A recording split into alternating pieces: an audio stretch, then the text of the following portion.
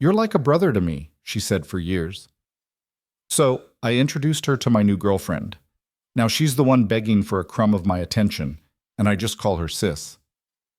The phone buzzed on my nightstand, cutting through the Denver silence like a knife. The screen glowed with her name, Maya.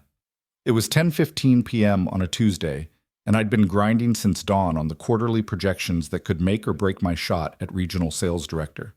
My eyes burned, my back ached, and sleep was finally calling my name. I let it ring. It buzzed again, persistent as a mosquito in summer. With a sigh that came from somewhere deep in my bones, I swiped to answer. Maya, everything okay? The response hit me like a freight train of tears. Nolan, she sobbed. He ghosted me. Damon, after 2 weeks of texting, I thought this one was different. I closed my eyes. 3 years of this. 3 years of being the cleanup crew for her romantic disasters. The script was so familiar I could recite it blindfolded. Different guy, same story. David had pulled the same disappearing act 6 months ago. Marcus before him had lasted 3 dates before vanishing into the digital void. And that yoga instructor, what was his name, had ghosted her after she'd already planned their weekend getaway to Aspen. Hey, slow down. Tell me what happened. The story poured out in broken fragments. A late-night text that went unanswered, a dating profile that vanished without explanation. Messages left on read. It was the same tale I'd heard a dozen times, only the details changed. The pain in her voice was real, but the pattern was painfully predictable. I'm such an idiot, she wailed into the phone. I really thought he was different this time. We talked about music, about art, about real things. He said he wanted to write a song about me. You're not an idiot, I said, my voice running on autopilot. He's a coward. The words tasted stale in my mouth. How many times had I delivered this exact line? How many nights had I spent reassuring her that the problem wasn't her, it was them? You want me to come over? Would you? Her voice went small and broken. I've got that Ben & Jerry's you like, the chunky monkey. She always remembered my ice cream preference. It was one of the few personal details about me that had managed to stick in her consciousness, probably because it served her purposes during these late-night therapy sessions. 20 minutes later, I was on her couch in Lodo, watching her demolish a pint of chunky monkey while she dissected every text exchange like a forensic investigator. She had screenshots, timestamps, read receipts analyzed for hidden meaning. Her coffee table was covered with tissues, her laptop open to his now-deleted Instagram profile. Look at this, she said, thrusting her phone at me. He hearted my message about the farmer's market, but then when I asked if he wanted to go together, nothing. Radio silence. What does that even mean? I nodded at the right moments, made the appropriate sympathetic sounds. This was my role, this was my function. Nolan, the emotional support human.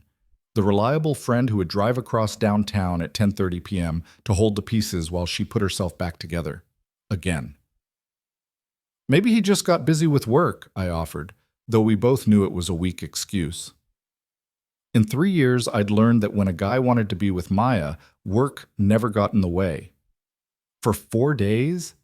She looked at me with those big hazel eyes, mascara streaked down her cheeks. No, he's done. I can feel it. I always pick the wrong ones, Nolan. Why do I always pick the wrong ones? It was a rhetorical question, but I'd spent enough sleepless nights analyzing her patterns to know the answer. She picked excitement over stability, sparks over substance, mystery over transparency. She picked men who kept her guessing because certainty felt boring. She picked men who were projects, who needed fixing, who promised adventure over security. She never picked men like me. When the tears finally dried up and the ice cream was gone, she looked at me with those eyes still shimmering with leftover hurt. Her blonde hair was pulled back in a messy bun, and she wore an oversized University of Colorado sweatshirt that made her look younger than her 30 years.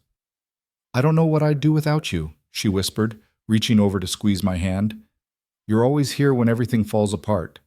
You're like the brother I never had. There it was, that word. It landed in my chest, not with the sharp sting it used to carry, but with something worse. A dull, familiar ache that had worn a permanent groove in my soul. Brother. I'd heard it so many times over the past 3 years that it had become background music to my existence, a constant reminder of exactly where I stood in her world. The first time she'd said it, 18 months ago after the David disaster, it had felt like a gut punch. I'd actually flinched, like she'd slapped me. But she'd been so distraught, so genuinely grateful for my presence, that I'd swallowed the hurt and smiled. The second time, it stung less. The third time, I'd barely reacted. By now, it was just another fact about our relationship, like her coffee order or her mom's birthday. I just smiled, that same tight, practiced smile I'd perfected over countless similar moments. Anytime, Maya. But as I walked out into the crisp Colorado night, something felt different. The camera in my mind pulled back, and I saw the last 3 years not as a slow-burn romance waiting to ignite, but as a highlight reel of servitude. Me driving across downtown at midnight to jump her dead battery when she'd left her headlights on after a bad date. Me listening for hours while she cried over men who treated her like an option while she treated me like a given. Me remembering her coffee order, medium cappuccino, extra foam, dash of cinnamon, her mother's.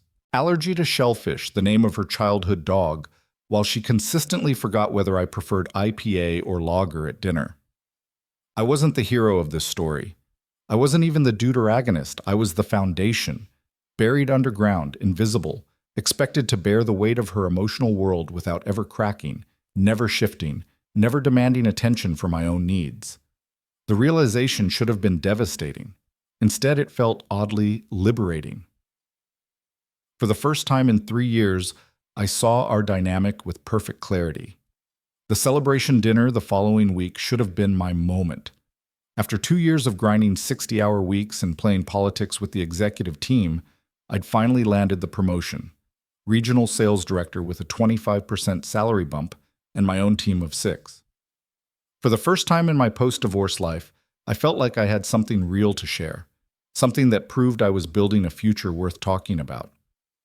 Our usual crew gathered at Wynkoop Brewery in the heart of downtown. My buddy Wade from the Recreational Volleyball League and his girlfriend Casey. They'd been together for almost 2 years now, one of those couples that made relationships look effortless. Wade worked in construction management. Casey was a nurse at Presbyterian St. Joseph. Real people with real jobs, the kind of stable adults I'd gravitated towards since my divorce. Maya showed up 25 minutes late, which was actually early by her standards. She breezed through the brewery's heavy wooden doors like she owned the place, her blonde hair perfectly styled despite the October wind. Her attention was immediately absorbed by her phone screen, scrolling through something with the intense focus she usually reserved for analyzing failed dating prospects. Sorry, she said, sliding into the booth without looking up. Traffic was insane. There hadn't been any traffic. I'd driven the same route 15 minutes earlier and sailed through green lights. But Maya operated on Maya time, where everything revolved around her current emotional state and immediate needs. No worries, Wade said, ever the diplomat. We were just hearing about Nolan's big news. That's incredible, man, Wade continued, raising his craft beer in a toast. Regional director, you've been grinding for this since your divorce finalized. Finally feels like the pieces are falling into place, I said, allowing myself a genuine smile. The promotion meant more than just money. It meant respect, autonomy, a chance to build something meaningful. After years of feeling like my career was on autopilot, I finally had direction again. I'm really proud of you, Casey added with that warm sincerity that made her perfect for Wade. You've put in the work. You deserve this. It felt good to be seen, to have people acknowledge the effort I'd invested in rebuilding my life. For a moment, I felt like the protagonist of my own story instead of a supporting character in everyone else's drama. Oh my God, you guys, look at this, Maya interrupted, thrusting her phone across the table like she was presenting evidence in a trial. The screen displayed a brooding guy in a black beanie holding a vintage Gibson guitar. His bio was visible. Damon, 28. Musician seeking authentic connection through art. Let's create something beautiful together. Wade and Casey exchanged a look. I felt the energy at the table shift, like air being slowly let out of a balloon. His name is Damon, Maya continued, oblivious to the conversation she'd just derailed. He's a musician, Look at those eyes. You can just tell he's deep, you know? He probably has so much pain to work through. It's going to be different this time. Casey gave a polite smile that didn't reach her eyes. Interesting. Right? Maya beamed, completely missing the subtext. It's so refreshing after all these boring corporate types I keep meeting. She reached over and patted my arm with casual condescension, the gesture of someone petting a loyal dog. No offense, Nolan. You know what I mean. The table went dead quiet. Wade studied his beer label with sudden fascination. Casey took an intense interest in the brewery's exposed brick walls. I felt heat rise in my cheeks, but not from embarrassment, from a cold, clarifying rage that started in my chest and radiated outward like spilled coffee. I wasn't just her emotional support system. I wasn't even her friend. Not really. I was her benchmark for boring, her reliable yardstick for measuring how much more exciting her romantic disasters were compared to actual stability. She'd just publicly dismissed everything I'd worked for, everything I was, as background noise to her main character energy. The promotion I'd spent 2 years earning, the 25% salary increase that would let me finally buy that townhouse in Highlands I'd been eyeing, the team I'd be leading starting Monday, all of it reduced to boring corporate type, while she gushed over a 28-year-old musician whose greatest accomplishment was probably learning 3 chords. Maya, Wade said carefully, Nolan just got promoted to regional director. That's a pretty big deal. Oh, totally, she said, still scrolling through Damon's profile. That's awesome, Nolan. Really? The words were automatic, delivered without her eyes ever leaving the screen. But look at this guy's cheekbones, and he writes his own music. Can you imagine having someone write a song about you? I could imagine a lot of things. I could imagine having someone care enough about my achievements to put down their phone for 30 seconds. I could imagine having someone remember that I'd been working toward this promotion for 2 years. I could imagine having someone treat my success as something worth celebrating instead of an interruption to their romantic fantasies. But I said nothing. I just took a long pull of my IPA and let the bitter taste mix with the bitter realization that I was invisible even in my own life. The victory of my promotion turned to ash in my mouth, overshadowed by the casual cruelty of being dismissed by the person whose opinion had mattered most to me. Anyone want another round? I asked, standing up from the booth. I'll take another, Wade said, shooting me a look that said he understood exactly what had just happened. I walked to the bar, ordered 3 more beers, and stood there listening to Maya's voice behind me as she continued dissecting Damon's profile with forensic enthusiasm. 28 years old, a musician, deep, authentic, everything I apparently wasn't. For the first time in 3 years, I started to wonder what I was really doing here, and more importantly, what it was costing me to stay. 2 days later, I knew I had to try. Just once. I couldn't live with the what-if eating at me from the inside like acid. The therapy sessions I'd been attending since my divorce had taught me that unexpressed feelings had a way of poisoning everything they touched. Dr. Martinez had been clear. Avoidance wasn't healing, it was just delayed pain. I asked Maya to meet me at Roasters Republic, the coffee shop in the Arts District where we'd spent countless Saturday mornings over the past 3 years. It was neutral territory, familiar enough to feel safe, but public enough to prevent a complete meltdown if things went sideways. She bounced in 15 minutes late, electric with anticipation, her cheeks flushed from the October cold. She wore a cream-colored sweater that brought out her eyes and jeans that probably cost more than my grocery budget. Everything about her radiated the kind of effortless confidence that came from never having to question whether someone would catch you when you fell. So Damon and I have been texting non-stop, she gushed before I'd even sat down, sliding into the wooden chair across from me. He sent me a voice memo of him playing an original song yesterday. Nolan, it was so raw, so emotional. He's got this vulnerability that's just, wow. I think this could actually be something real this time. I stirred my black coffee. She'd forgotten to ask what I wanted, had just assumed I'd get my usual, and gathered courage I wasn't sure I possessed. The caffeine hit my empty stomach like a punch. I'd been too nervous to eat breakfast, too wired to sleep much the night before. Maya, I need to talk to you about us. Her smile never wavered, but something shifted behind her eyes. A wariness, like a deer that's heard a twig snap in the distance. What about us?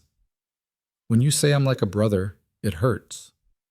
I kept my voice low, calm, the way Dr. Martinez had coached me to express difficult feelings. We spend almost every day together. I'm your first call for everything, good or bad. It feels like we're a couple in everything but name, and I need you to know that I have feelings for you that aren't brotherly. For the first time since I'd known her, Maya's perpetual brightness dimmed. The smile faded from her lips, replaced by a look of patronizing patience, like a teacher explaining basic arithmetic to a particularly slow child. She sighed deeply, the sound heavy with the burden of having to explain something she thought should be obvious. Nolan, what we have is special. It's pure. It's not complicated by all that messy physical stuff. She leaned forward across the small table, her voice taking on the gentle tone people use when delivering bad news. I love you, I do, but I'm not in love with you. With Damon, there's this spark, this electricity.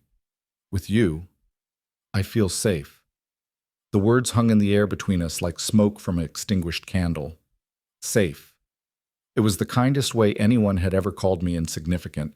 Safe wasn't passion, safe wasn't desire. Safe was a comfortable piece of furniture that you never really noticed until you needed it. So I'm the safety net, I said, my voice flat as highway asphalt. You're my foundation, she corrected, her tone implying it was a grand compliment, a noble calling I should be grateful to fulfill. There's a difference. Without you, my whole world would fall apart. Don't you understand how important that makes you? In that moment, everything crystallized with terrifying clarity. She wasn't confused about her feelings. She wasn't scared of ruining our friendship. She wasn't wrestling with complicated emotions or timing or circumstances. She knew exactly what she was doing, and she was comfortable with it. She would happily let me spend my life as her emotional infrastructure while she danced on my shoulders, chasing sparks with men who would never offer her the kind of devotion I'd given freely for 3 years. I was a utility to her, a comfortable piece of furniture, the brother she'd never had and never wanted as anything more. The confusion and aching hope that had lived in my chest for 3 years suddenly evaporated, replaced by something cold and clean and absolute. It wasn't anger. Anger would have been messy, complicated. This was clarity, pure, undiluted understanding of exactly where I stood and exactly what I meant to her. I nodded slowly, processing not just her words but the casual cruelty of her certainty. She wasn't even apologetic about using me. She was proud of it, like she'd discovered some brilliant life hack that let her have emotional security without the inconvenience of reciprocation. I stood up, pulling a $10 bill from my wallet and placing it on the table next to my half-finished coffee. The sound of the money hitting the wood seemed unnaturally loud in the sudden quiet between us. Okay, I said, my voice eerily calm, like I was agreeing to something as simple as dinner plans. I understand now. I turned and walked toward the door, my footsteps steady and deliberate. Behind me, I heard a faint, confused Nolan, but I didn't turn around. I didn't pause. I didn't offer explanation or closure or the kind of dramatic speech she probably expected.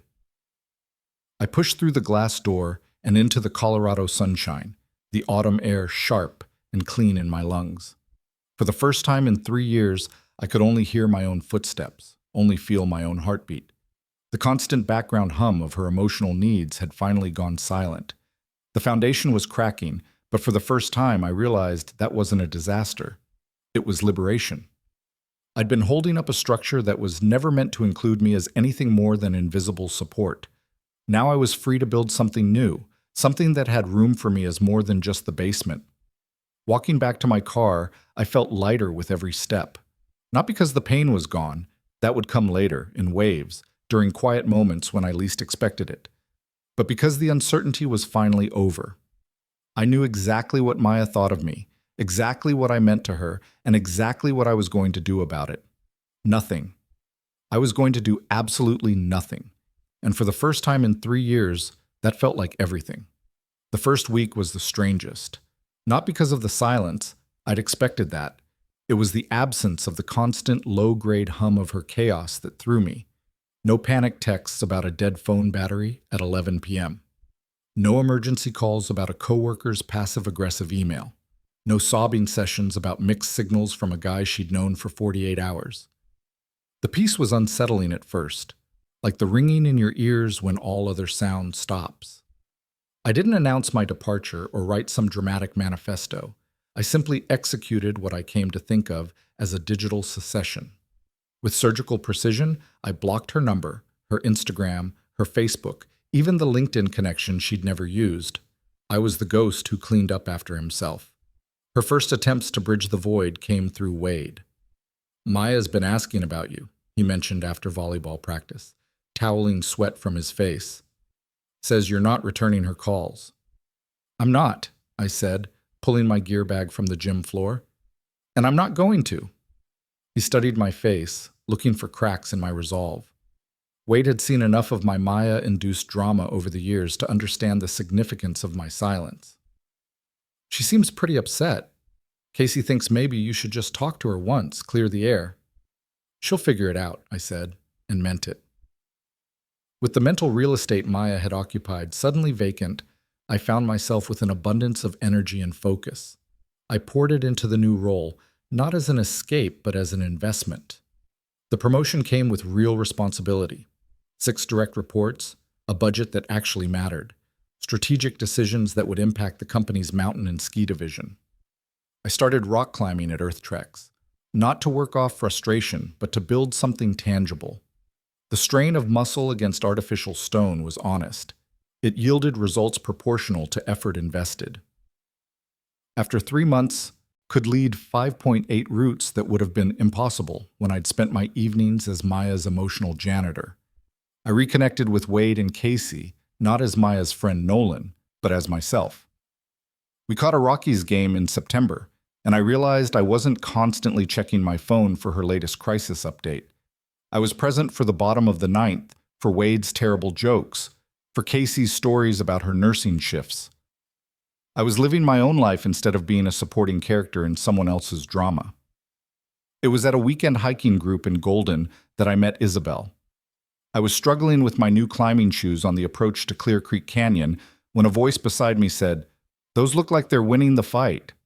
I turned. She had intelligent green eyes behind stylish glasses and auburn hair pulled back in a practical ponytail. She wore the kind of worn Salomon boots that spoke of actual miles, not Instagram poses. "They're breaking me in more than I'm breaking them in," I admitted, shifting my weight on the rocky trail. "Classic mistake," she laughed. "I'm Isabel, and you look like someone who needs better gear advice." We talked for the entire 4-mile hike about trail recommendations, gear obsessions, and the best coffee shops for post-adventure recovery. She was a landscape architect with her own firm specializing in sustainable urban design. When I mentioned my work in outdoor retail marketing, her eyes lit up with genuine interest. Not the polite attention I'd grown accustomed to, but real engagement. She asked about my projects and actually listened to my answers. When she talked about her latest park design in Westminster, I found myself genuinely curious about soil drainage and native plant selection.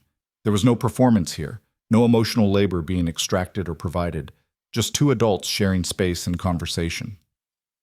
3 months into this new life, my phone buzzed during dinner at Isabel's place.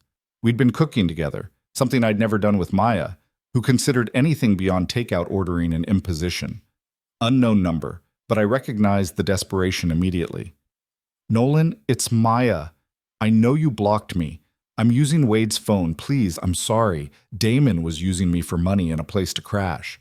You were right about everything. You're the only real thing in my life. Please call me." I showed the message to Isabel, who was plating the salmon we'd prepared together. She read it, her eyebrow arching with amused recognition. "Your sister?" she asked with a wry smile. "Something like that," I said, blocking Wade's number. "You mind if we don't let this ruin dinner?" "Not at all," Isabel said, her voice warm with understanding. "Pass the wine?" The final confrontation happened in the most mundane of places, the outdoor gear section at REI on a quiet Sunday morning. I was comparing trail running shoes when a familiar voice shattered my concentration. "Nolan." I turned. Maya looked hollow. Her usually perfect hair hung limp around her face, and the performative energy that had always defined her was gone, replaced by raw exhaustion. She looked like she hadn't slept in weeks. "Maya," I said neutrally, placing the shoes back on the display. "Please," she said, the words tumbling out in a rehearsed torrent. "Just talk to me for 5 minutes. I made the biggest mistake of my life. I was scared of what we had because it was so real, so solid. What I felt for you, it wasn't brotherly. I was lying to myself. I love you." She stopped, chest heaving, tears welling in her eyes. She was laying her soul bare, expecting me to catch it like I always had. I looked at her for a long moment. I didn't see the girl I'd pined after for 3 years.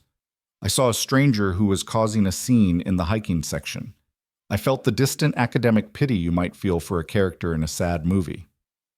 "I appreciate you saying that, Maya," I said, my tone sincere but detached. "But I'm really happy with Isabel. And I'm glad we can finally be the friends you always said we were." I paused, letting the full weight of the reversal settle between us. "Take care of yourself, okay?" I met her gaze one final time. "Sis?" The word landed not as cruelty, but as simple fact. The foundation had been rebuilt. This time, it belonged to me.